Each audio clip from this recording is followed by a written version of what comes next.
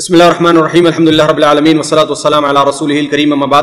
آج بتاریخ 25 دسمبر سن 2023 گروپ سوال شیخ مقصود حفظہ اللہ سے جوابات سیریز SMS 533 نشر ہونے جا رہی ہے، امید کے بغور سماعت فرمائیں گے۔ گروپ نمبر 5 کے بقیہ سوالات شیخ محترم۔ پہلا سوال ساتھی پوچھتے ہیں کہ اسلام میں اسلامی طریقے سے لڑکی کا ہاتھ مانگنے کے کیا طریقے ہیں؟ دیکھیے، اسلام میں اسے مغنی کرنا کہتے ہیں، لڑکی کا ہاتھ مانگنا۔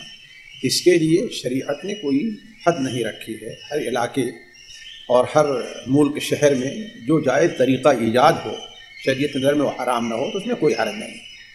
شریعت نے جو پابندی لگائی ہے وہ یہ ہے کہ اولاً شادی کے وقت لڑکی کی اجازت ہونی چاہیے، اور ثانیاً ولی کا موافقہ ہونا چاہیے، اور پھر اس کے بعد جو ہے 2 گواہوں کی موجودگی۔ یہ پابندی ہے۔ البتہ لڑکی کے ہاتھ کیسے مانگا جائے گا، اس کے لیے کوئی شرعی طریقہ میرے علم کے مطابق اسلام نے نہیں بتلایا ہے۔ یہ ہر علاقے کے اپنے عادات تقالید کی بنیاد پر ہوگا۔ اگر وہ طریقہ کوئی حرام طریقہ نہیں ہے، اس میں کوئی جو ہے خرابی نہیں ہے، تو اس میں کوئی حرج نہیں، استعمال کیا جا سکتا ہے۔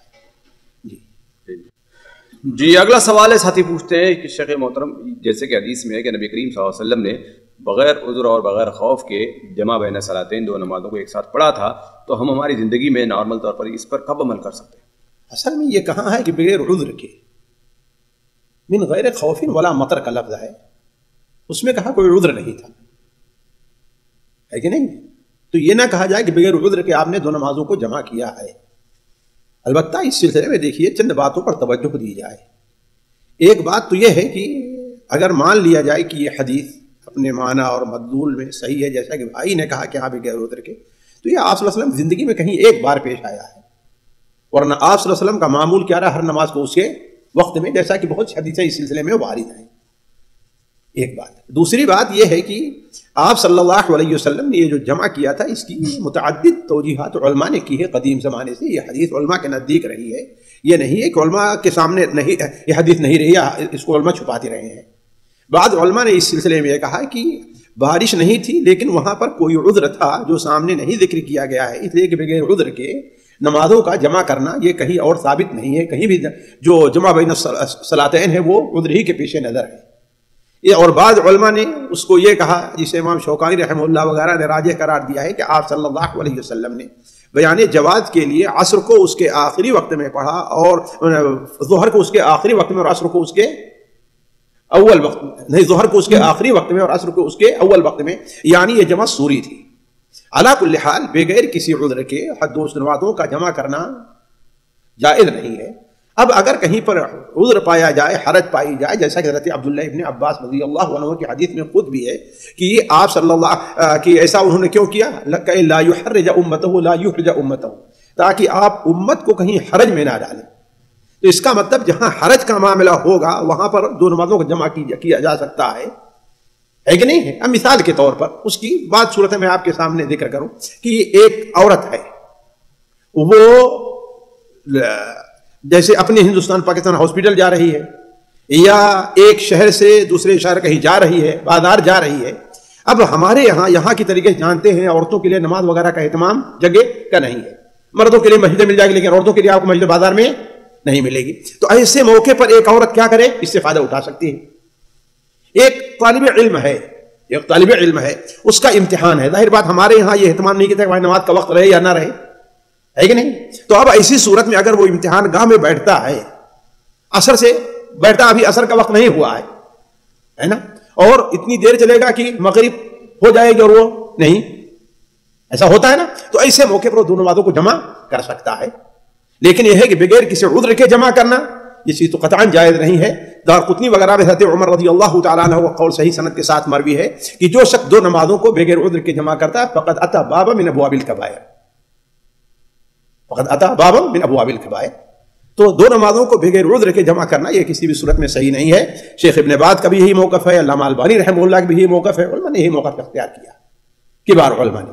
جی تو اس کا کیا مطلب سمجھا جائے گا بلا خوف و مطر؟ اچھا، کوئی عذر رہا ہوگا۔ دیکھیے ہمیں یہ سوچنا چاہیے، خاص ہم چھوٹے طالب علموں کو، دیکھیے جس طریقے سے بہت سی احادیث متشابہ ہیں ان کے پیچھے نہیں پڑنا چاہیے۔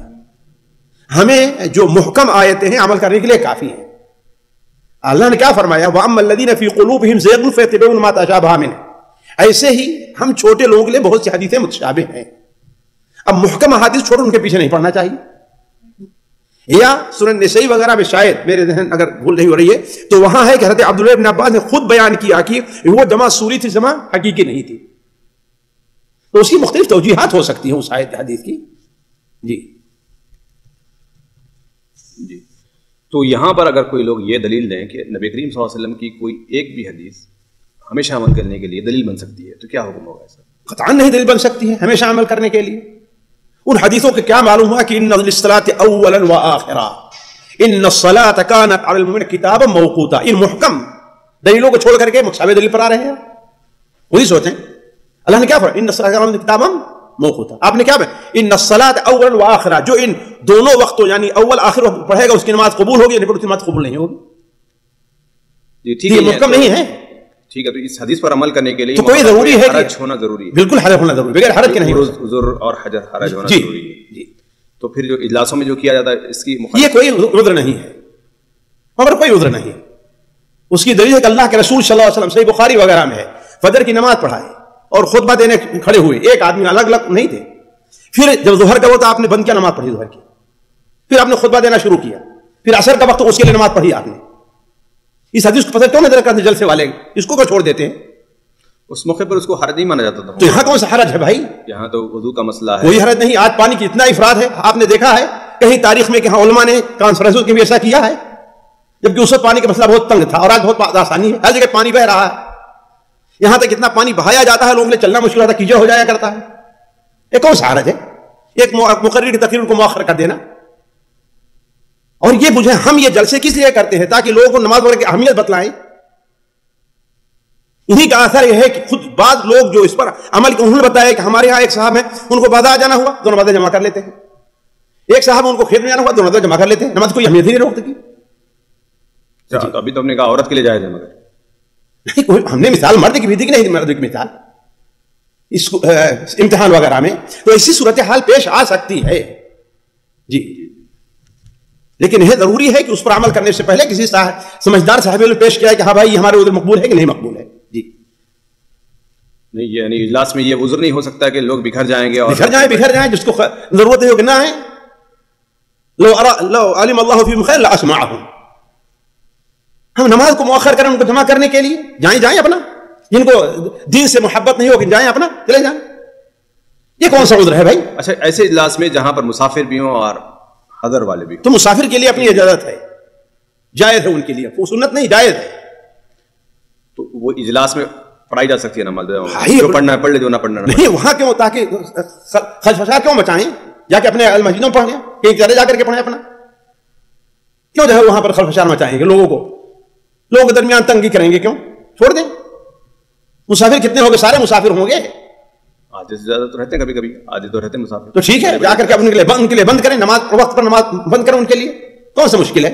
مسافر کے لیے بھی اصل یہ ہے کہ ہر نماز کو اس کے وقت پر پڑھے. نبی صلی اللہ علیہ وسلم کی سفر میں بھی جیسے امام تیمیہ نے صراحت کی ہے، سفر میں بھی آپ کا عام معمول ہر نماز کو اس کے وقت پر رہا ہے. چند ایسے مواقع آئے ہیں کہ آپ نے اس سفر میں جمع میں صلاتین کیا ہے.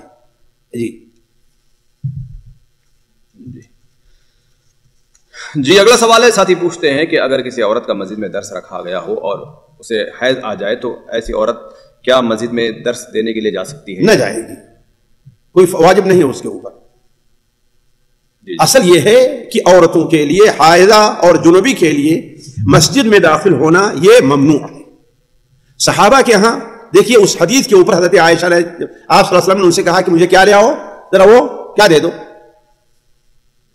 چٹائی مجھے مچھی سے دے دو. حضرت عائشہ نے کہا اللہ رحم حاضہ ہوں. آپ نے فرمایا تمہارا ہے تمہارے ہاتھ میں نہیں، یعنی ہاتھ، اس کا مطلب ان کے یہاں یہ چیز متعین تھی کہ حائضہ عورت مسجد میں نہیں جائے گی، جیسا کہ جمہور کا یہ مسئلہ چلا آ رہا ہے. یہ کوئی مجبوری نہیں کہ مجبوری کی بنیاد کو اجازت دی جائے. تو ڈال دیں اپنے محاضرہ کو. تو بعض حضرات نے اجازت دی ہے اس کی؟ نہیں دی. ہاں بعض علماء اجازت دیتے ہیں کہ ہاں بھائی حائضہ کے لیے اجازت ہے، ٹھیک ہے، لیکن میرے نزدیک وہ قول مرجوح ہے، اس پر کوئی صحیح دلیل نہیں موجود. کیا دلیل ہے؟ وہی کہتے ہیں کہ دلیل نہ ہونا دلیل ہے. آپ نے کہا کہ ہاتھ ڈال، اس کا مطلب جو ہے حالانکہ سمجھنا چاہیے کہ ہاتھ ڈالنا ایک جز ہے، جز سے کل پر حکم نہیں لگتا ہے. اچھا یہ کیسے پتا چلا کہ ہاتھ ڈال رہے جا بھی تو سکتے تھے اندر؟ آپ نے نہیں کہا کہ جاؤ، خود ہی آپ سوچیے، اگر آپ جائز آپ کہتے جاؤ، تمہارا حید مسجد میں داخلے سے مانے نہیں، آپ نے کیا فرمایا؟ ہاتھ ڈال کر کے نکال. اس کا مطلب کیا ہے؟ مسجد میں جانا جائز؟ اگر مسجد میں جانا جائز ہوتا تو آپ کہتے کہ نہیں جاؤ نا، کون روکتا ہے تم کو؟ کس نے کہا حید والی اور مسجد نہیں جائے گی؟ واضح دلیل ہے. جی اگلا سوال ہے، ساتھی پوچھتے ہیں شیخ محترم، عدت وفات میں عورت اپنی عدت کہاں گزارے گی اور کون سی ایسی مجبوریاں ہیں جن کی وجہ سے یہ قید اس سے ختم ہو جاتی ہے؟ بھائی دیکھیے، اصل یہ ہے کہ عدت اسی گھر میں گزارے جس گھر میں شوہر کے انتقال کے وقت اس کی رہائش تھی. یہ اصل قاعدہ ہے. جیسا کہ فرعہ بنت مالک رضی اللہ عنہ حدیث سنن ابو داؤد وغیرہ میں جو ہے اس سے واضح ہے کہ اسی میں گزارے گی. اسی لیے علماء کہتے ہیں کہ اصل یہ ہے اس کا نکلنا جائز نہیں الا کوئی مجبوری ہو جائے. اب مجبوری یہ ہے، مثال کے طور پر وہ عورت شوہر کرائے گھر میں رہتا تھا، اب جو ہے وہ کرایہ ادا نہیں کر پا رہی اور گھر والا، جبکہ نادر صورت پیش آ سکتی ہے، ورنہ کم سے کم سارے لوگ بھی اتنا اہتمام کرتے ہیں، ہے کہ نہیں ہے، کہ اب کرایہ دینے کا پیسہ نہیں، کرایہ دار نکال دینا چاہتا ہے اور کوئی دوسرے لوگ اس کی مدد بھی نہیں کر رہے ہیں، تو ٹھیک ہے، اقرب جیسے امام شافعی کہتے ہیں اقرب جگہ وہاں پر کسی اور کے یہاں منتقل ہو جائے جہاں پر اس کے لیے رہے. ایک ایسی جگہ پر ہے جہاں پر اس کی مدد کرنے والا کوئی نہیں ہے اور اسے اپنی عزت اور جان کا خطرہ ہے، ڈاکو ہیں، چور ہیں، یہ ہیں، وہ ہیں، تو ٹھیک ہے، اس کو منتقل کیا جا سکتا ہے. یعنی کہنے کا مطلب کہ ایسی کوئی ایسی ضرورت پیش آ جائے کہ اب اس کے لیے اس گھر کا چھوڑنا ناگزیر ہو گیا ہے، تب تو ٹھیک ہے، ورنہ نہیں. اب یہ ناگزیر جو ہے شیخ، یہاں پر بہت سارے سوالات کھڑا کرتا ہے. یہ لفظ جو ہے نا، مثال کے طور پر یعنی کتنی حد تک اس کو کوشش کرنا چاہیے؟ یعنی ماں باپ، بھائی دیکھیے بہت سی چیزیں یہ ہیں کہ خود انسان اس کا ذمہ دار ہے. استفت نفسک، تم اپنے آپ سے پوچھو، کوئی بھی مفتی اس کے بارے میں نہیں کہہ سکتا ہے. استفت نفسک، تم خود پوچھو اللہ کیا تو ذمہ دار ہوگی یا اس کے اولیاء ذمہ دار ہوں گے؟ کیا تیرے لیے یہاں پر رہنا اب ممکن نہیں ہے؟ ٹھیک ہے، ممکن نہیں ہے تو ٹھیک ہے، چلے جاؤ. جی یہاں پر کیا حکمت پوشیدہ ہے شیخ، جبکہ عورت کو اس گھر میں رہنا زیادہ دشواری کا معاملہ؟ ہم حکمت نہیں جانتے، شریعت کا معاملہ ہے، شریعت کا یہ معاملہ ہے. حضرت فرعہ بنت مالک نے جو کہا کہ اللہ کے رسول یہاں کرائے کے ہم گھر میں ہیں یا ایسے، یعنی گھر میں چھوڑ کر گئے، اپنا گھر نہیں ہے اور ہمارے خاندان والے وہاں منتقل ہو جائیں. آپ نے کہا اچھا منتقل ہو جاؤ. تھوڑی دور گئے، کہا یہاں آؤ، یہاں آؤ. کہا کہ شرعی حکم یہ ہے کہ تم اسی گھر میں رہو حتی یبلغ الکتاب اجلہ، یہاں تک کہ کتاب میں 4 مہینہ 10 دن جو رکھا گیا ہے وہ اپنے حد کو پہنچ جائے. تو اصل حکمت یہ ہے کہ شرعی مسئلہ اللہ تعالیٰ کا حکم ہے. بھلے سے اس کو عورت کو وہاں پر رہنے میں تکلیف ہوتی ہے، کوئی بات تکلیف ہوتا ہے، تکلیف قابل برداشت ہے تو برداشت ہے، نہ قابل برداشت ہے تو نہ جائے وہ. جی جی. تو یہاں پر شیخ یہ عورت کی جو عدت گزارنے کے جو ایام ہیں، اس میں عورت کس کے ذمہ میں آتی ہے؟ عورت اور اس کے بچے وغیرہ ذمہ دار کون ہوں گے اس میں؟ اصل یہ ہے کہ اس کا ولی ہے. اب کون اس کا ولی بن رہا ہے؟ اس کا ولی وہ ذمہ دار ہے. یعنی اسی جگہ پر اسی گھر میں ٹھہرانے کے ذمہ دار اس کا ولی ہے. جی ہاں، باپ ہے تو باپ ہے، جی بھائی ہے تو بھائی ہے، جی سسر ہے تو سسر ہے. جو اس کا ولی بن رہا ہے وہ کرے. لیکن اصل شرعی طور پر کون بنے گا؟ اصل والد ہے اس کے، بیٹا ہے، بھائی ہیں، والد ہیں، اصل یہ ہے. اچھا جی. تو پھر اس کے بچوں کی بچوں کی کفالت جو ہے وہ تو اب یہ دیکھا جائے کیا اس کے شوہر نے کچھ چھوڑا ہے کہ نہیں، میراث وغیرہ وہ اس میں جائے گا نا، وہ کفالت اس سے ہوگی. جی اگر نہیں چھوڑا ہے تو ظاہر بات ہے دادا ہے، اس کی کفالت میں آئیں گے بچے. جی نانا ہے، اس کی کفالت میں آئیں گے بچے. جی یعنی اگر کسی کی بیٹی اگر ان کے گھر سے کئی کلومیٹر اگر دور رہتی ہے، 100-200 جتنا بھی ہے، تو وہاں پر مینج کرنا، وہاں پر رہنا رکھانا ولی کا حق ہے. ولی کا حق ہے، ذمہ داری بھی ہے. جی حق مانا کہ ذمہ داری ہے، حق کا مانا ایک ذمہ داری ہے. حق کا مانا ذمہ داری. تو اس کے لیے وہ کیا کیا کوششیں کریں؟ مثال کے طور پر وہاں پر اکیلی عورت نہیں رہ سکتی، تو کوئی جا کر رہنے والی بھی نہ ہو اور کوئی مرد بھی ان کے ساتھ نہیں رہ سکتا. بھائی دیکھیے اس تفصیل میں جانے کوئی ضرورت نہیں ہے. اصل یہ ہے کہ ممکن ہے کہ نہیں اس کا رہنا ہے.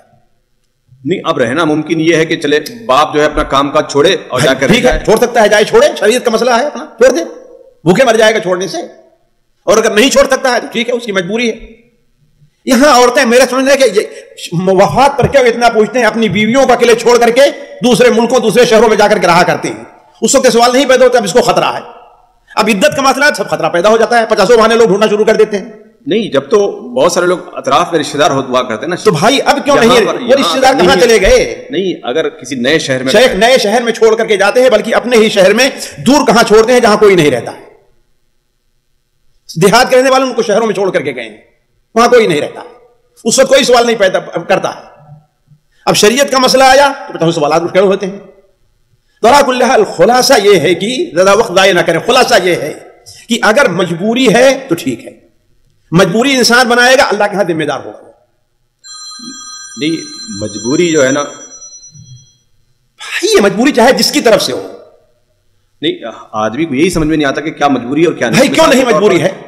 اب کام کاج چھوڑ کے وہاں پر کسی کو جانا پڑے گا، کسی مرد. بھائی تو ٹھیک ہے، چلا جائیں. چھوڑ سکتا ہے نہیں چھوڑ سکتا. ایک دکان والا ہے، آدمی کو لگایا اس پر چلا جائیں. ہمارے بھائی قاری صاحب آپ نے دیکھا ہے نا، 3 مہینہ چھوڑ کر کے یہاں پر رہے کہ نہیں رہے؟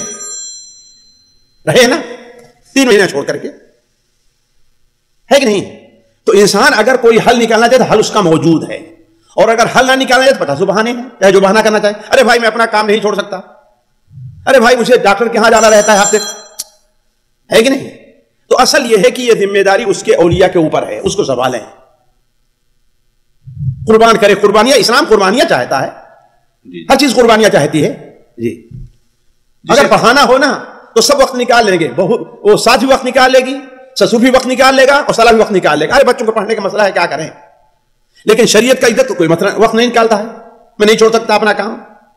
جی اس میں ایک آخری چیز دیکھیے، ایسے کبھی کبھی ایسے ہوتا ہے کہ یعنی میاں بیوی الگ الگ گھروں میں رہتے ہیں بچوں کے پاس، تو اس موقع پر عورت کہاں گزارے گی؟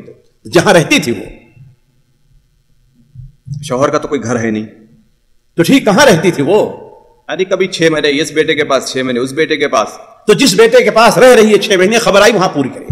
اچھا، وہی جی جگہ 4 مہینہ 10 دن ہی دینے نا، تو 6 مہینہ ہے نا، تو کوئی بات نہیں، پوری کرے وہاں پر.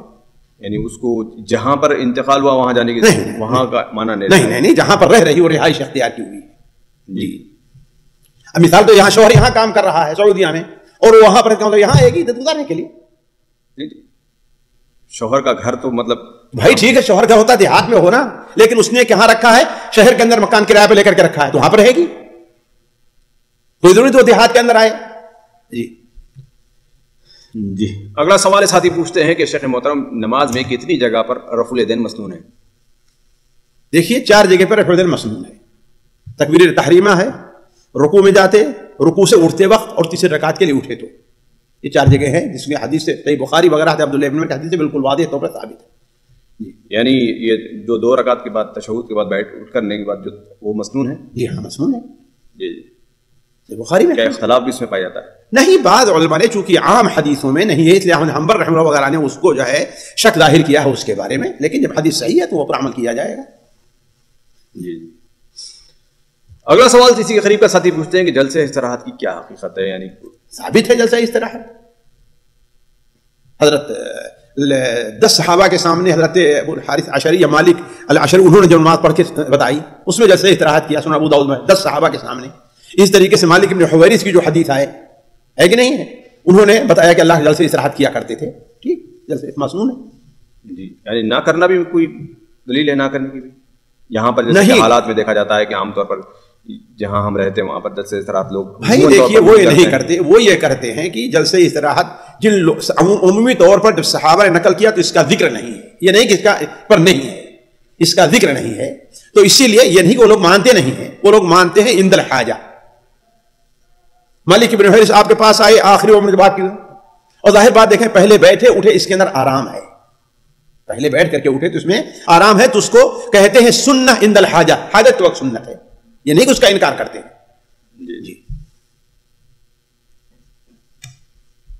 جی اگلا سوال ہے ساتھی پوچھتے ہیں شیخ محترم، جیسا کہ آج کل یعنی لڑکے کے ولیمے میں لڑکی کی شادی کر دی جاتی ہے، کوئی حرج نہیں. اگلا سوال ہے ساتھی پوچھتے ہیں کہ شیخ محترم، یہ جو جملہ ہے آمنت باللہ وکفرت بالطاغوت، اس کی یہ کلمہ کیا سلف سے ثابت ہے یا نہیں؟ بھائی دیکھیے یہ کلمہ مجھے لگتا ہے کہ قرآن مجید کی اس آیت سے لیا گیا ہے، فَمَن یؤمن بِاللَّهِ وَیَکْفُرْ بِالطَّاغُوتِ فَقَدِ اسْتَمْسَكَ بِالْعُرْوَةِ الْوُثْقَىٰ، اس آیت سے لیا گیا ہے. یہ کسی حدیث میں وارد نہیں ہے. حضرت عروہ ابن زبیر یا عروہ ابن مغیرہ بھی تابعی ہیں، ان کے بارے میں وارد ہے، جیسا کہ ترغیب و ترہیب میں ہے، لیکن علامہ البانی اسے ضعیف قرار دیا ہے، لیکن ان دونوں سے بھی یہ چیز بسند صحیح ثابت نہیں ہے، لیکن اس کا مطلب یہ ہے کہ سلف میں ان کے یہاں کلمہ پایا جاتا تھا۔ جی اگلا سوال ہے، ساتھی پوچھتے ہیں شیخ لوگ عقیقہ وغیرہ جب ہم کرتے ہیں تو گفٹ اور کچھ پیسے وغیرہ دیتے ہیں، اس کا لینا کیسا ہے؟ کوئی حرجہ نہیں، کوئی حرجہ نہیں، ایک دعوت ہے، دعوت پر جو ہے کوئی گفٹ دے رہا ہے، ممانعت کی کوئی دلیل لے آئیے۔ یہ گفٹ لینا دینا یہ امور عادات میں سے ہیں، اس کے بارے میں اصل کیا ہے کہ ممانعت کی دلیل کا نہ ہونا ہے۔ جی اگلا سوال ہے، ساتھی پوچھتے ہیں کہ شیخ محترم ایک ایپ ہے جس کو چلانے پر پیسے ملتے ہیں، جس میں جائز و ناجائز ویڈیو چلتی ہیں، مگر پیسے ویڈیو دیکھنے پر نہیں ملتے، اگر ہم ویڈیو گزار دیں گے تو کیا اس طریقے کی کمائی حلال ہوگی؟ ظاہر بات گزار دیں کوئی اور دیکھے گا، جب گزار دیں گے آپ تو کوئی اور دیکھے گا نہیں دیکھے گا اس کو؟ یہ کون اور دیکھے گا؟ مطلب جس کو گزار رہے ہیں، جس تک بھیج جا رہے ہیں، نہیں گزار رہے ہیں مطلب فارورڈ کر دینے کا مطلب یعنی آگے بڑھا دے رہے ہیں، دیکھتے نہیں بھائی آگے بڑھا رہے ہیں تو کس لیے بڑھا رہے ہیں؟ نہیں مطلب نہ دیکھنے کے لیے، یعنی اپنے نہ دیکھیں گے نا، لیکن دوسروں کو تو بڑھا رہے ہیں نا۔ نہیں فارورڈ نہیں کر رہے ہیں، فارورڈ نہیں کرنا ہوتا، پھر کیا کرنا رہتا ہے؟ تو آپ کو صرف اس لیے دیا کہ آپ اس کو مٹائیے، پیسہ دیتا ہے نہیں بات ملانے کا پیسہ مثال کے طور پر ویڈیو آن ہو گئی ہے، ہاں 15 منٹ کی ویڈیو ہے، ہاں تو 15 منٹ دیکھتا نہیں ہے کوئی بھی، سیدھا لے کے جائے گا 14ویں منٹ پہ ختم کر دے گا۔ نہیں ظاہر بات ہے آپ مدد کر رہے ہیں اس میں ان لوگوں کی جو اس کی ویڈیو کو جو ہے آگے دیکھ رہے ہیں، یا جو کمپنی اس چیز کو ایجاد کی ہوئی ہے، جی یہ چیز جائز نہیں ہے۔ جی اگلا سوال ساتھی پوچھتے ہیں کہ اگر ظہر کی جو سنت ہے 4 رکعت سنت اگر چھوٹ جائے تو ظہر کے بعد پڑھنا کیسا ہے؟ پڑھ سکتے ہیں، اس لیے کہ اللہ کے رسول صلی اللہ علیہ وسلم سے سنت کی قضا ثابت ہے، صحیح مسلم میں ہے کہ آپ صلی اللہ علیہ وسلم نے ظہر کے بعد والی سنت عصر کے بعد پڑھی۔ جی اگلا سوال ساتھی پوچھتے ہیں کہ شیخ محترم دنیا اور دین کو کیسے مینج کر کے چلیں، کچھ ذرا بتا دیں۔ بھائی آپ دنیا کو وہ حق دیجئے دنیا کا ہے، اور دین کو وہ حق دیجئے جو دین کا ہے، مینج ہو گیا۔ یعنی آپ سے فرائض نہیں چھوٹنے چاہیے، ہے نا، نواہی کا آپ کو ارتکاب نہیں کرنا چاہیے، اور دنیا کے اندر رہنے کے جو جائز وسائل اللہ تعالیٰ نے رکھے ہیں، کھانے پینے کمانے یہ کرنے تجارت کرنے کے، وہ آپ کرتے رہیے۔ اگلا سوال ساتھی پوچھتے ہیں کہ شیخ محترم ایک شخص نے اپنی وائف کو اور اپنے پیرنٹس کو ایک ہی بلڈنگ کے الگ الگ 2 فلیٹس میں رکھا ہے، لیکن وائف بیوی کا کہنا ہے کہ لوکیشن چینج ہونا چاہیے، یعنی بلڈنگ بھی الگ ہونی چاہیے، کیا یہ مطالبہ؟ بھائی دیکھیے اگر کوئی مطالبہ معقول ہے، کوئی جو مطالبہ کر رہی ہے کیا اس کی کوئی معقول وجہ ہے کہ نہیں ہے؟ اگر معقول وجہ ہے تو ٹھیک ہے، شوہر کو مان لینا چاہیے، اور اگر کوئی معقول وجہ نہیں پیش کرتی ہے تو ہو سکتا ہے کہ وہ آزادی چاہتی ہو، ہے کہ نہیں ہے؟ ہر بات غلط ہے، شوہر ذمہ دار اس کا ہے، اس کی نگرانی ہو سکتا ہے کہ یہاں پر رکھا ہے تاکہ یہاں پر بچے یا دوسرے لوگوں کی جو ہے آزادی کے اوپر جو ہے تھوڑا سا قدغن ہے، ٹھیک ہے جی، علی کل حال یہ شوہر وہاں پر مصلحت کو دیکھے گا، مصالح اور مفاسد کیا ہیں، مصالح اور مفاسد دیکھ کر کوئی فیصلہ کرے گا۔ اب ہو سکتا ہے کہ یہاں پر ہے باپ جو ہے بڑے ضدی قسم کے ہیں، ہر چھوٹی بڑی چیز پر نگاہ رکھتے ہیں، اپنی بیٹی کے بارے میں نہیں لیکن بہو کے بارے میں ہر چھوٹی چیزیں میں گوئی کرتے ہیں، یا ماں جو ہے بڑی ایسے ہے نا، تو ٹھیک ہے کنارے کر دیں۔ کہنے کا مطلب ہے اگر یہ مطالبہ معقول ہے تب تو ٹھیک ہے، اور نہیں تو نہیں۔ اگلا سوال ساتھی پوچھتے ہیں شیخ محترم کچھ کتابیں ایسے بتائیں جن کا مطالعہ ایک دائی کے لیے استاد کے ساتھ پڑھنا ضروری ہے۔ یعنی کیا مطلب استاد کے ساتھ پڑھنا؟ یعنی استاد کے پاس پڑھنا دائی کے لیے کتابیں، دعوت کے میدان میں یا کس کے میدان میں؟ اب یہ تو کتابوں کی تحدید تو جو ہے بڑی، میں نہیں سمجھ پا رہا ہوں یعنی کس میدان میں چاہتے ہیں، یعنی دعوت کے میدان میں ہی ہوگا۔ دعوت کے میدان میں اب ظاہر بات ہے دعوت سے متعلق جو کتابیں لکھی گئی ہیں ہے کہ نہیں ہے، صفات الداعیہ ہے یا واجبات الداعیہ ہے، ایسی جو کتابیں ہیں ان کو سامنے رکھیں، لیکن میں نہیں سمجھتا کہ ان کی مراد اس سے یہ ہوگی۔ ہو سکتا ہے اس سے جو بنیادی کتابیں صحیح بخاری صحیح مسلم یا قرآن مجید ان چیزوں سے متعلق ان کی گفتگو ہو، واللہ اعلم۔ جی انہی کا سوال ساتھی پوچھتے ہیں کہ شیخ جیسے مثال کے طور پر دعوت کا کام کرتے وقت دائی جو ہے اللہ کی جگہ پر سمجھانے کے لیے ایشور بھگوان گاڈ وغیرہ کا لفظ استعمال کرتا ہے، یہ کیسا ہے؟ کوئی حرج نہیں ہے، اگر وہ کوئی شرکیہ نہیں ہے تو کوئی حرج نہیں ہے۔ امام ابن تیمیہ رحمہ اللہ نے لکھا ہے کہ جیسے جو ہے اسے فارسی میں یا ترکی میں خدا کہتے ہیں اور دوسری زبان میں کہتے ہیں تو سمجھانے کے لیے کوئی حرج نہیں ہے جی، گاڈ کا یا ایسا لفظ استعمال کرنے سے۔ اگر گاڈ بول کر صرف اللہ تعالیٰ کی ذات واحد مراد دی جاتی ہے، خدا سے ظاہر بات ہر انسان کیا ہے اللہ تعالیٰ کی ذات ہی مراد لیتا ہے، تو اس میں کوئی حرج نہیں ہے۔ اگلا سوال ساتھی پوچھتے ہیں کہ شیخ محترم اگر کوئی ادارے کے یعنی شورا بورڈ کے اگر کوئی چیئرمین ہے، ذمہ دار ہیں، اور مشورے میں ایک بات طے ہو جائے تو کیا چیئرمین کے لیے ضروری ہے یا امیر کے لیے ضروری ہے کہ وہ اسی بات کو مانے یا اپنے طور پر بھی کوئی حکم صادر کر سکتا ہے؟ بھائی یہ تو اس کے اصول کے اوپر ہے، جو کمیٹی میں اس کے اصول کیا ہیں، اس کے ضوابط کیا ہیں، جو قانون ہے کہ نہیں ہے کہ یعنی ماننی ہوگی یا نہیں ماننی ہوگی، یا آخری فیصلہ کس کا ہوگا، امیر کا ہوگا، تو اس کی بنیاد پر یہ فیصلہ کیا جائے گا۔ جی اگلا سوال ہے، بہن ساتھی پوچھتے ہیں کہ شیخ محترم اگر کوئی شخص یعنی کوئی باپ اگر کسی کا باپ اپنے بہنوں کی وراثت دیے بغیر اگر اس کی انتقال ہو گیا ہے تو اب کیا ان کے بچوں کے اوپر ان کی وراثت دینا یا ان کے اوپر کوئی ذمہ داری عائد ہوتی ہے؟ بھائی دیکھیے، باپ کے اوپر 2 گناہ ہوگا اس صورت میں، ایک تو ان کے حق مارنے کے، کس کے، بہنوں کے، اور دوسرے شریعت کی جو مخالفت کی ہے اس کی۔ شریعت نے حق، قرآن نے حق اس کا متعین کیا گیا ہے کہ نہیں ہے؟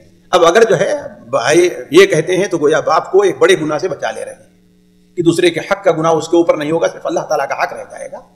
اب اللہ تعالیٰ وہ جانتا ہے، اللہ تعالیٰ غفور رحیم۔ اس میں اگلا سوال وہ بھی پوچھ رہے ہیں کہ پھوپھی کا جب انتقال بھی ہو چکا ہے تو اس کے بچے ہیں، اس کی اولاد ہے، جی جی جی ان کی اولاد تک پہنچا دیا جائے۔ جی یعنی پھوپھی کا انتقال شرط یہ ہے کہ اصل جو موروث ہے اس کے بعد ہوا ہو، یعنی باپ کی زندگی، دادا لوگوں جو دادا ہیں یعنی پھوپھی کہہ رہے ہیں، دادا یعنی پھوپھی کے والد اور چچا کے والد یعنی دادا جو ہیں ان کے وفات کے بعد پھوپھی کا انتقال ہوا، اور اگر پہلے ہوا ہے ظاہر بات اس کا حق نہیں لگے گا۔